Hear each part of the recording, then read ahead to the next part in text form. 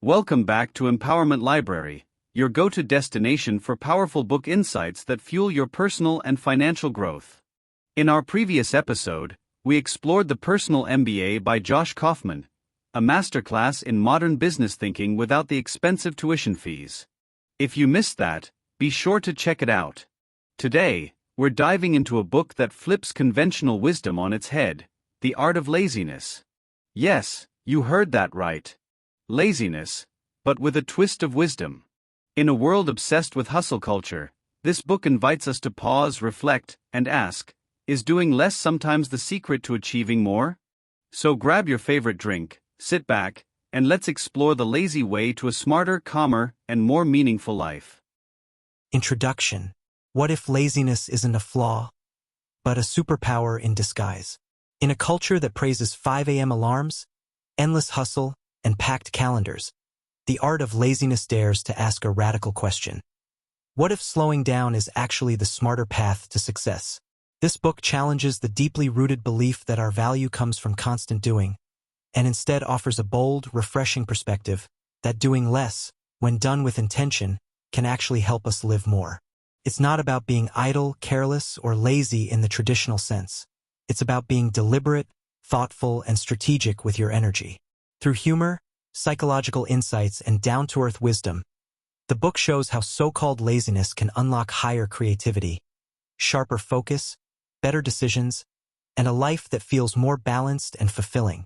It exposes the lie that more effort always leads to better outcomes, and instead teaches us to align our actions with what truly matters. If you've ever felt overwhelmed by the grind, burdened by your to-do list, or just emotionally exhausted from trying to keep up, then this isn't just a book. It's a wake-up call. A call to pause, to breathe, and to reclaim your life on your terms. Chapter 1: Rethinking Laziness. The book begins by questioning one of our deepest cultural beliefs, that laziness is a character flaw. From childhood, we're told that staying still, resting, or doing nothing makes us unworthy or unproductive. But this chapter flips that narrative and introduces a radical idea. Laziness might actually be a form of intelligence. It's often a response to meaningless work, emotional fatigue, or a lack of direction, not a sign of weakness. Instead of judging ourselves for not doing more, we should ask, why do I feel the need to always be busy? The author argues that constant activity doesn't equal value. In fact, it can distract us from our true goals. Laziness, when viewed mindfully, becomes a filter. It helps us separate what deserves our time from what doesn't. It's a protest against the pressure to perform 24/7. This redefinition opens the door to self-compassion and conscious living. By embracing strategic laziness, we gain clarity, protect our mental health, and stop living on autopilot. The first step to mastering life might just be learning when not to act. Chapter 2: The Productivity Trap. This chapter dives into the dark side of modern productivity, the endless cycle of doing more but feeling less fulfilled. In today's hustle-driven world, being busy has become a badge of honor, yet many people find themselves exhausted, anxious, and disconnected from what truly matters. The author explains that productivity, when unchecked, becomes a trap. We confuse motion with progress and overload ourselves with tasks that bring no real value. We chase to-do lists, multitask ourselves into burnout, and call it success. But this relentless pursuit often leads to emotional fatigue and a loss of purpose. The chapter encourages readers to stop measuring their worth by output and start questioning whether their actions align with their goals. It also introduces the idea that slowing down can actually improve efficiency.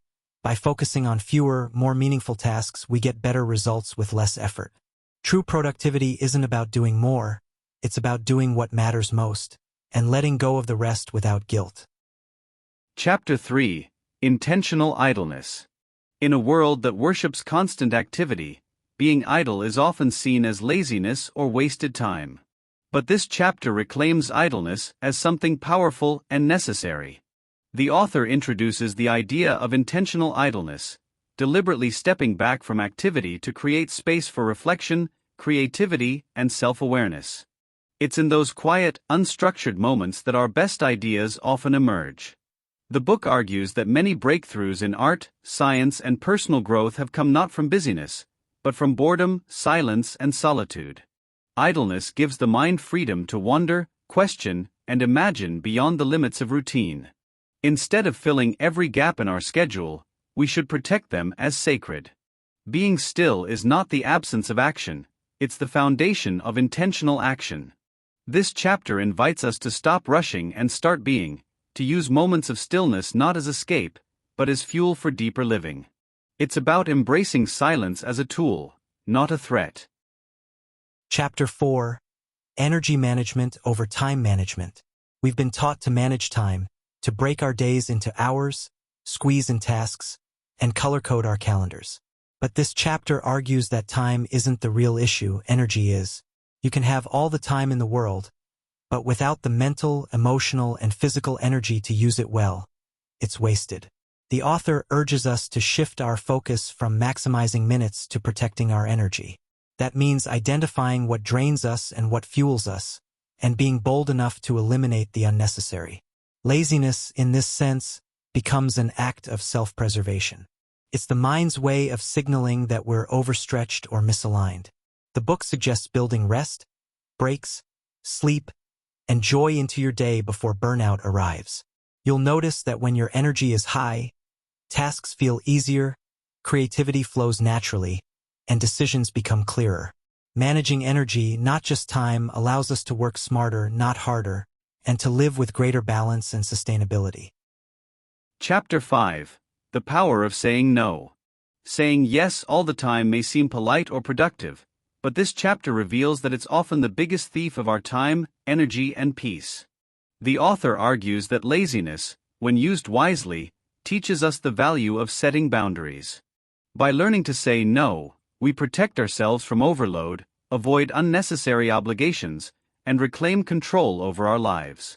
Many people agree to tasks out of guilt, fear of missing out, or a desire to please, but this only leads to stress and burnout. The book reframes no not as rejection, but as self-respect. Every time we say no to something unimportant, we say yes to something that truly matters. This chapter offers practical strategies for declining requests gracefully and guilt-free, encouraging us to build a life around our priorities, not others' expectations. In the art of laziness, the word no becomes a tool for focus, clarity, and freedom, the quiet rebellion of choosing what's right for you. Chapter 6: Less is often more. In a society driven by excess, more work, more goals, more accomplishments, this chapter delivers a refreshing reminder. Sometimes, doing less leads to more meaningful results. The author explores the concept of essentialism, focusing only on what truly matters and eliminating the noise. Laziness, when approached intentionally, forces us to simplify. We stop multitasking and start single-tasking, giving our full attention to what actually moves the needle. The book argues that complexity often disguises inefficiency, while simplicity amplifies clarity and impact. Whether it's fewer commitments, fewer tasks, or fewer distractions, trimming the excess makes space for what truly adds value. This principle applies to work, relationships, creativity, and even personal growth. It's not about cutting corners, it's about cutting clutter. When we stop trying to do everything, we finally start doing the right things, with more purpose, more peace, and often better results. Chapter 7: The Lazy Person's Path to Genius. This chapter takes a bold stance. Some of the most creative, innovative minds in history were not workaholics. They were lazy in the best sense. The author shows how many inventors, writers, and thinkers found brilliance by avoiding unnecessary effort and seeking smarter, simpler ways to solve problems. True genius, the book argues, isn't found in endless hours of work, but in the ability to step back, question the obvious, and approach challenges with clarity. Lazy people often look for shortcuts, not to escape responsibility, but to streamline it. They value efficiency, delegation, and creative thinking. This mindset can lead to breakthroughs because it avoids the trap of blind effort. The chapter encourages us to stop glorifying grind and instead cultivate curiosity, reflection, and intelligent action. In the end, it's not about how hard you work, it's about how thoughtfully you use your time and mind. Lazy brilliance is often just focused genius in disguise. Chapter 8. Designing a Lazy, Purposeful Life. The final chapter brings everything together with a powerful message. Laziness isn't the enemy of a meaningful life. It can be the foundation of one. The author invites us to stop living reactively and start designing our lives with intention. This means embracing rest, setting boundaries, prioritizing joy, and letting go of unnecessary pressures. A lazy, purposeful life isn't about doing nothing. It's about doing less of what doesn't matter so you have the energy for what does. The book encourages us to build routines that align with our values, to create space for stillness, and to define success on our own terms, not society's. It challenges us to ask bold questions. What would my life look like if I only focused on what truly matters? In the end, laziness becomes a compass, guiding us away from noise and toward a simpler, more peaceful, and more powerful way of living. It's not about escaping life's work, but about engaging with it more wisely. Conclusion. The Art of Laziness isn't just a clever title, it's a life philosophy. It redefines what it means to be productive in a world that equates busyness with worth.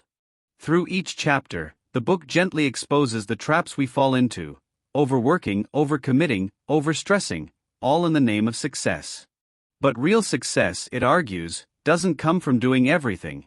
It comes from doing the right things, intentionally and calmly. By embracing rest, reflection, and boundaries, we stop chasing life and start living it. We learn to protect our energy, simplify our goals, and move through the world with more clarity and purpose. Laziness, as described here, is not laziness at all, it's focus. It's refusing to be pulled in every direction. It's choosing stillness when the world screams for speed. In that stillness, we rediscover joy, health, and meaning. And perhaps most importantly, we regain control. This book isn't about avoiding work, it's about avoiding wasted work. It's a quiet revolution against burnout, and a guide to designing a life that works for you, not against you. If that spoke to you, stay tuned, because next, we're diving into Can't Hurt Me by David Goggins. Total mindset shift, total intensity. You won't want to miss it. Like, share, and subscribe to Empowerment Library, where books fuel better living. Thanks for watching.